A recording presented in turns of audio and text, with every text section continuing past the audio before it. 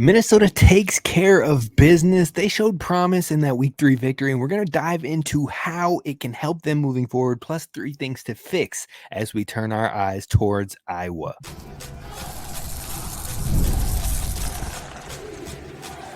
You are Locked On Golden Gophers, your daily podcast on the Minnesota Golden Gophers, part of the Locked On Podcast Network, your team every day.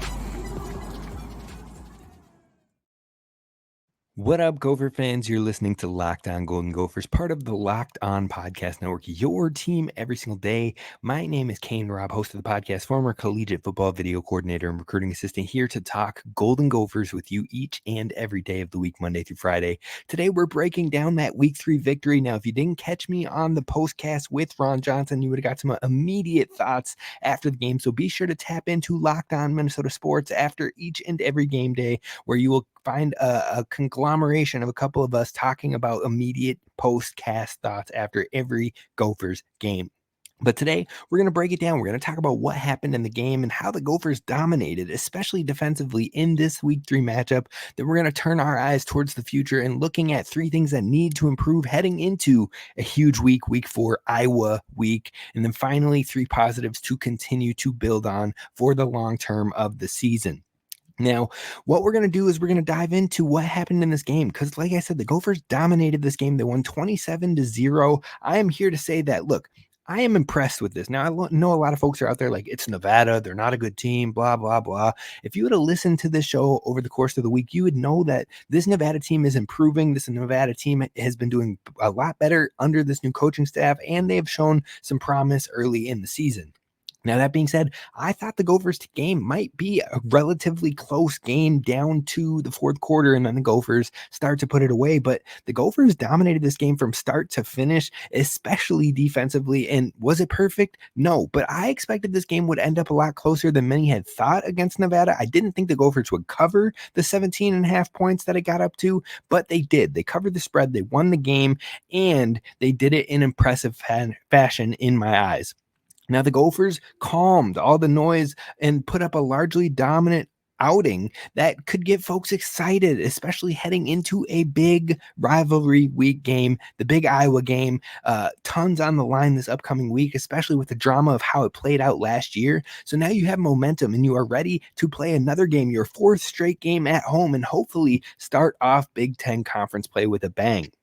Now, the Gophers have pitched consecutive shutout games in both the Rhode Island and the Nevada games in back-to-back, like I said, consecutive, for the first time since 1962. Now, that is an impressive stat. That is an impressive feat, no matter who you're playing. I don't care if it's FCS. I don't care if it's G5. I don't care if it's Power 5. I don't care if it's Ohio State. If you can pitch 2 back-to-back shutout games, holding a team away from a field goal, holding a team away from scoring opportunities, that is huge in its own right.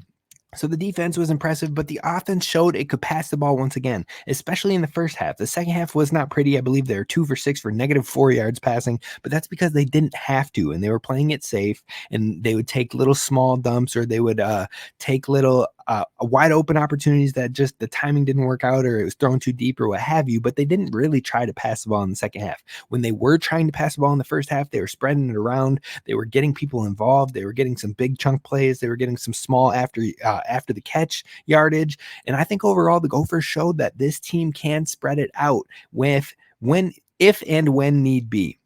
Now, on top of that, then you go to the second half where they needed the run game to hopefully run the clock and put this one away, and they did just that. Like we predicted in the prediction show, I had mentioned how I thought that the Gophers would likely try some crazy things, try some explosive things, try some up-tempo things in the beginning stages of the game, and then by the time you got to the late second, but especially the second half, that they would likely keep it safe, run the ball, and make sure they win the game, and they did just that.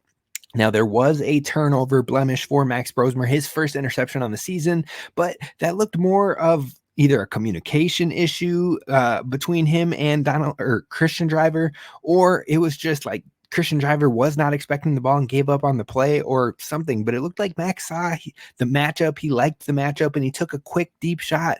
And Christian Driver just looked like he didn't expect the ball was going to be coming his way. The defender got eyes on the ball and then came up with the interception. So not something that's completely concerning in that one. I think they'll iron that out as time goes on. But look, I think overall, Max Brosmer has been impressing week to week. Now, I'm loving the groove that he is finding. They're finding a lot of tempo. They're finding a lot of quick game, and that's not something we're used to seeing with Coach Fleck. So he is showing that you can teach an old dog new tricks, and you love to see that. But overall, I think that he has looked a lot cleaner in these last 2 games. The quick game is a strength of his, and the Gophers letting him decipher and get the ball out of his hands quickly is great. His timing and his accuracy is really nice, especially on some of these outside throws and letting Daniel Jackson come up with it in an area that only he can really get to. I have been impressed with some of the patience, some of the placement, and the trust that he has in his wide receivers.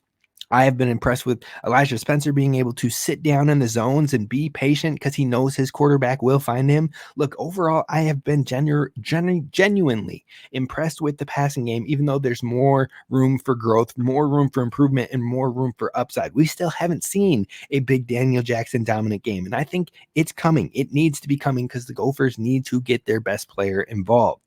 Now, that being said, I think now is time to take off the training wheels because North Carolina in that first game, Max Brosmer talked about how it was a little fast. He talked about how he's still getting used to everything. That was the biggest crowd he had ever played in front of in his career to that point. So yes, you're going to have jitters. Yes, you're going to have timing issues and what have you. But now he says he feels comfortable, and we're going to find out how comfortable he feels playing against Iowa. Because if UNC looked fast in that first game, then Iowa is about to look chaotic. Iowa, Michigan, USC, those are your next 3 games and next 3 opponents on the docket. And being up to speed and remaining efficient is going to be more important now more than ever with Max Brosmer. So hopefully he truly is up to speed and comfortable, but we're going to find out really quick on Saturday night against the Iowa Hawkeyes. Now, yes, the offense was impressive. Yes, Darius Taylor popped off over 120 yards rushing. He had like 37 yards receiving, 3 total touchdowns. He showed how special he is as a talent, as a player, and the best player on this offense. But he also showed what we saw last year was not a fluke and that he is that guy. So the offense was impressive, but to me, the defense was far more impressive than the offense on this one. They limited Nevada to 172 total yards. They forced 3 interceptions to a quarterback who had not turned it over all season. And we mentioned in the pregame type stuff that if you could get 1 turnover off of this quarterback, maybe it would spiral, maybe he would unravel. And it felt like even though he held his composure a bit, the mistakes came in bunches at times, and we had 3 interceptions against this quarterback. Now, along with the interceptions, he had 4 sacks by the Gophers in this one. He had 12 QB hurries in this game. He had 17 pressures, and Ja Joyner by himself had 5 pressures. Jack Henderson, the nickelback, had 5 pressures. So overall, I was very impressed. There were only 4 missed tackles in this game, and you allowed less than 2 yards per carry in the rushing attempts. All of that together shows a dominant defensive effort, and it shows that this defense is showing they are very much improved from last year. Now, like I said last week, young players are consistently stepping up, and that is what is most intriguing about the defense. But if you look at how they are as a unit across through 3 games, they're 5th in the nation in total defense, 20th in the nation in run defense, 8th in the nation in pass defense, 5th in the nation in scoring defense, 5th in the nation in turnovers gained, and 40th in the nation in sacks. So if the Gophers can keep that up, keep up that momentum and that defensive effort and the push and the chaos and the turnovers and keeping the scores low, and you're talking about playing a Michigan team and an Iowa team that both of them, yes, they have improved. Well, Iowa has an improved offense this year. Michigan has a step back on their offense this year, but both of them have offensive issues in their own moments. Both of them have question marks on the offense. Michigan is switching quarterbacks this week. So overall, Minnesota could be in a similar spot 2 games from now, being one of the best defenses in the country still, if they continue to maintain the fundamentals, maintain not getting missed tackles, capitalizing on interceptions and turnovers and what have you, if they continue to do that, they can find themselves as a top 20, top 15 defense moving into the halfway point of this season. So overall, I'm really intrigued by that, but the main focus of the next two opponents offensively will be the ground game. So Minnesota has to keep the tackle fundamentals in a high or as a high priority. But Iowa week is on deck. Minnesota is going to have to be at their best in order to keep Floyd home here in Minnesota. And we're going to talk about 3 immediate improvements that are needed for this Gophers team coming up next.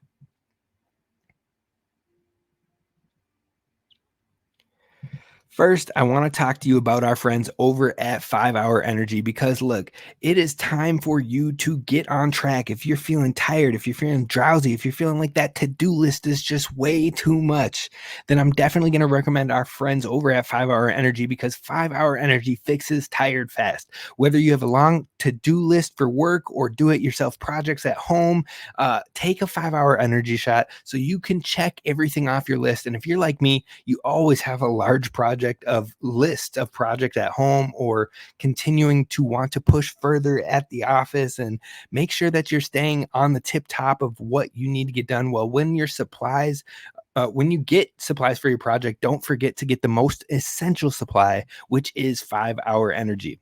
Now, 5 Hour Energy is the thing to take because it has 0 sugar. It's convenient, it has a portable size, and it's the perfect pick-me-up for getting stuff done. On top of that, they have a ton of flavors galore, and you can find them almost anywhere. You always know where to find 5 Hour Energy shots right at the cash register at nearly every convenience, drug, and grocery store nationwide. And 5 Hour Energy is also hooking you up on their website online where you can create a 12-pack or a 24-pack. You choose your flavors and it gets delivered right to your door. And you can do that and use our promo code LOCKEDONCFB. That's LOCKEDONCFB. If you go to 5hourenergy.com, that's the number 5hourenergy.com, and you will get 20% off your first order. So definitely give it a try because it's only available and valid until September 30th. So you have about 14 days, 2 weeks to take advantage of this offer from our friends at 5hourenergy.com.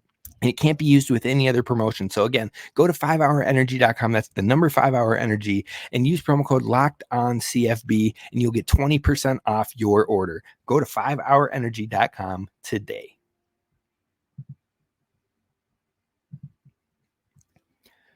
All right, Gophers fans, we are talking about the 3 things that need to improve heading into the Iowa week. Now, the first thing, priority numero uno for me, is cleaning up the uncharacteristic penalties because in all 3 matchups, but especially the first and the third matchup, you have seen a lot of just penalties that aren't necessarily, they're not just simple penalties. They are drive flipping penalties. They are drive extending penalties. And so overall, you got to cut them out because as we turn the page towards Big Ten play, those are the things that can win or lose a game. They can cost you an entire score. So you have to get it cleaned up now. In this game against Nevada, there was a moment in the first 5 minutes of this game, the first 5 minutes, where the Gophers had 4 different penalties.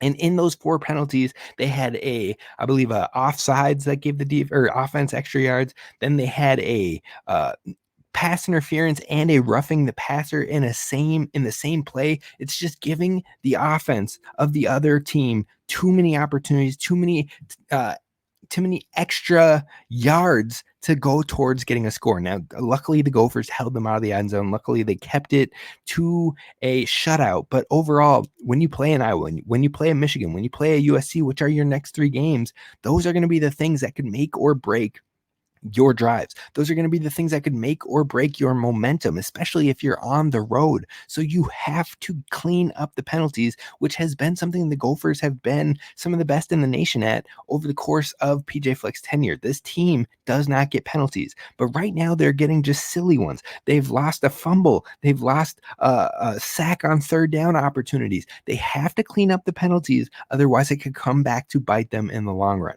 Now, point number 2 of things that need to improve heading into this Iowa week is the offensive line is still continuously getting cooked, especially in the run game. Now, yes, the run game had a lot more yardage this week. Darius Taylor was a large factor of that. 5 missed tackles forced. He had extra wiggle. He had good vision. He broke an 80-yard rush. I mean, a lot of that came from Darius Taylor and his talent by itself. Now, the offensive line definitely helped. Don't get me wrong. He's not out there making miracles happen. But at the same time, the pass blocking is getting better across the board week to week from all 5. But when you're looking at the run blocking game, it's just not what you're used to seeing from dominant Minnesota offensive line and line play. So overall, Minnesota is seeing less pressure from the defense in the pass game, but the Minnesota offensive line needs to get better on the run blocking front because the offensive line right now is graded average or below average on PFF almost across the entire offensive line. The only highly graded player in the run game this past week was Quinn Carroll. Now, Ariante Ursery was one of the highest graded run blocking offensive linemen in the entire nation last season, heading into this season, but he has not been living up to that namesake this year. So hopefully the whole unit can improve because we have Iowa this week, and Iowa is a top 5 defense against the run. Now you're going to need Darius Taylor to be special. Now, luckily, the Gophers have been working him into the pass game, getting him touches and opportunities every which way they can.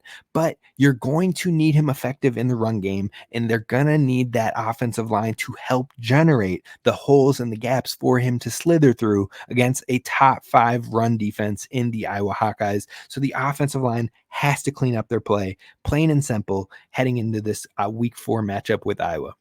And then finally, the third and final thing I'm going to talk about today that needs to be cleaned up heading into week 4 is that the Gophers' third down conversion rate on both offense and defense needs to take a step in the right direction on both sides. Now, Minnesota on the offensive side is tied for 39th in the country in third down conversion percentage, which is decent, but they've had a lot of opportunities where they could still do better on third down offenses. And if you do, that's where you can really start to dominate the game and keep the ball and the time of possession in your hands, which is the type of style of football that this Gophers team likes to play. So you need to clean up and convert more of these third downs.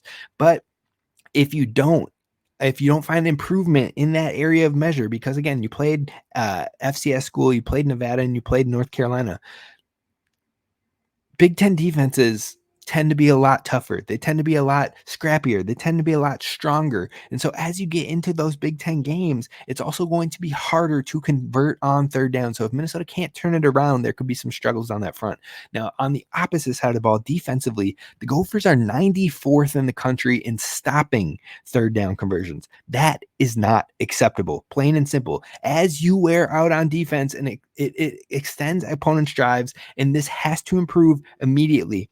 Otherwise, Iowa, Michigan, who else? Rutgers, Illinois, those teams are going to feast on that third down conversion rate. And that is what will cause the Gophers to lose those games single-handedly if they cannot clean up the third down conversion rate on defense. You have to get stops on third down. You have to get off the field, and you have to stop allowing these teams to extend their drives. So third down is the critical down for the Gophers on both offense and defense, and they need to improve on both fronts. Now, the final thing that hopefully improves for the Gophers on its own is Justin Wally's health. Justin Wally was knocked out of this last game in the second quarter. He did not return, and he's a player that the Gophers are going to need. Now, Iowa might not pass the ball all over the yard, which hopefully if he's not fully ready for the Iowa game, it buys him a little bit of time. Hopefully he is ready and he can go. But if he is not ready, at least Iowa is not a crazy pass heavy offense. But as you get to the USCs of the world, the UCLAs of the world, and what have you, you're going to see a lot more pass attempts. And that's when you need your cornerback one in Justin Wally. So overall, hopefully he's able to return as our number 1 quarterback and our defensive leader. But next man up mentality, Zaquan Bryan was holding his own in the last game as well. He graded pretty well on PFF. And then you've seen a lot of rotation from the DBs, from the safeties into the nickel slots and what have you. Jack Henderson has been balling out. Jonathan McMillan has given really good snaps. Coy Parrish has had some moments. Kerry Brown just balled out and won freshman of the week in the Big Ten, had 2 interceptions in this game. Coleman Bryson has had moments. Aiden Gooseby has had moments in the safeties room. So overall, the defensive backs, they have a lot of depth. They have a lot of guys who are getting rotated in, and they are playing well, keeping fresh legs on the field. They need to continue to lean into that. I got to shout out Ethan Robinson too, who had the clutch interception to prevent any scoring from this Nevada team in the late stages of the game.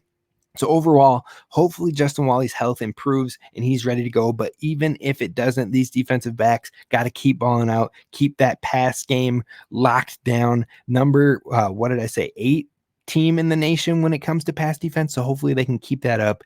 But next, I want to close today's show talking about 3 positives that the Gophers need to continue to build on as they continue to move forward, hopefully gaining more wins and getting themselves into bowl contention. We're going to talk about that coming up next.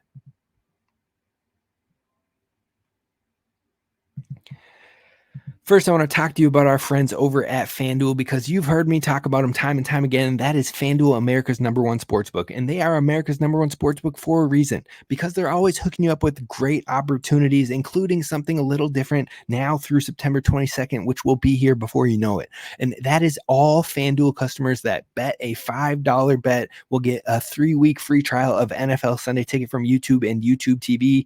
And then with the YouTube TV base plan, you'll be able to watch every regular season Sunday afternoon out-of-market game, and all you need is a Google account and a current form of payment, and you can cancel at any time. So take advantage of a 3-week free trial of NFL Sunday Ticket when you place a $5 bet with FanDuel. And right now, the Gophers are underdogs at home to Iowa. So if you think we're keeping the trophy here, we're getting the dub, then go take advantage. Put $5 down on the Gophers, get your free NFL Sunday Ticket, and capitalize on all the football this weekend. Just go to FanDuel.com.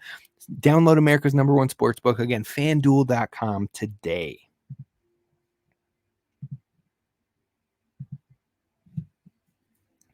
All right, Gophers fans, we're going to keep this last segment a little short, a little sweet, but we're going to talk about the 3 positives for the Gophers to continue to build on.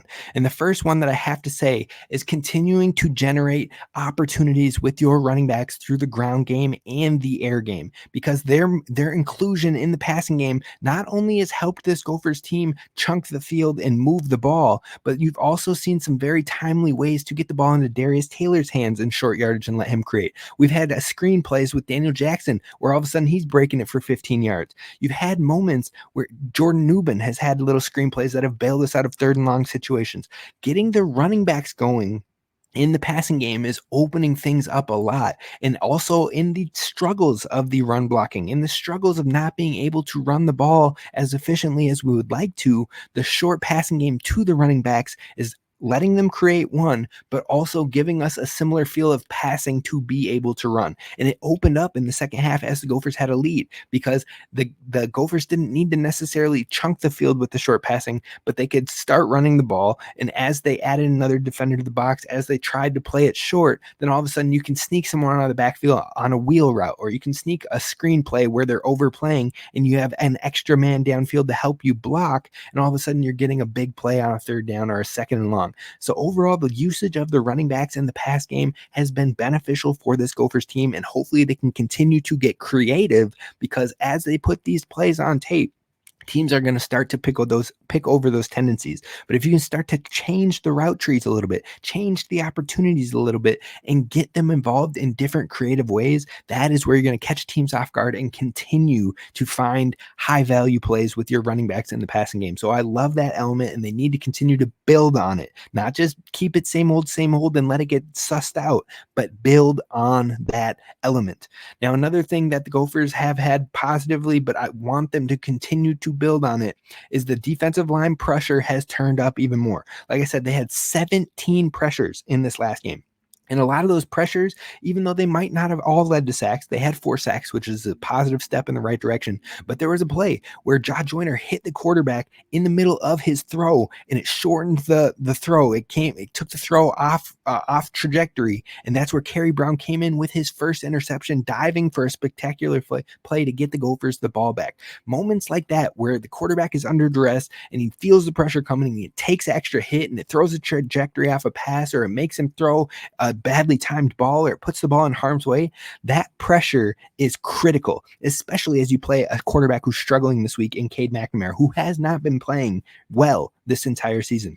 especially when you go to take on Michigan on the road and they don't even necessarily know who is the best option for them at quarterback, especially when you take on a USC and they have one of the best quarterbacks in the nation right now as far as accuracy and decision making goes. So overall, the Gophers getting pressure on these quarterbacks, which can ease the timing of your defensive backs and take the pressure off of them, but it can also help generate turnovers. And turnovers are where the Gophers are finding a lot of success on defense to get the ball back in their offense's hands and helping them be one of those top tier defenses in the nation. So continuing to do that is going to be pertinent, and hopefully the Gophers can continue to build on it. And then finally, the third thing to build on is this passing game.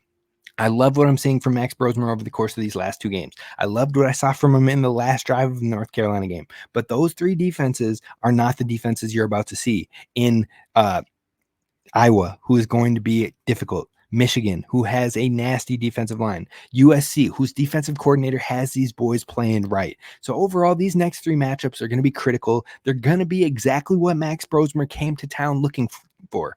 An opportunity to play against the best of the best, an opportunity to put himself in the limelight, an opportunity to show he belongs. And that all starts in these next 3 weeks, where he needs to continue to build on the great decision making he's had, to build on the great accuracy, build on the great completion percentage, take what's given to him and really drive the field and open up the passing game that the Gophers haven't had in quite some time. So Max Brosmer continuing to build on this passing game and making the Gophers offense respectable is going to be critical for their long-term success. And I really look forward to these next 3 games. These next 3 games, if you can walk away with 1 or 2 wins, necessarily, I think if you walk away with 1 win in these next 3 games, that can be huge.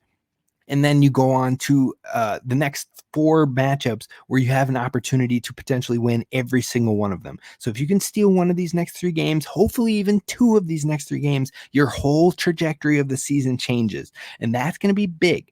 Big 10, big play coming up in these next 3 games, and we'll have the breakdowns for you here at Locked On Golden Gophers. Now, tomorrow we're going to dive into breaking down the Hawkeyes. We're going to talk about what we've seen from their offense, players that need to step up this week, and more. I will see you then. Row the boat, Sky Imago Gophers, as always, and please don't forget to hit subscribe.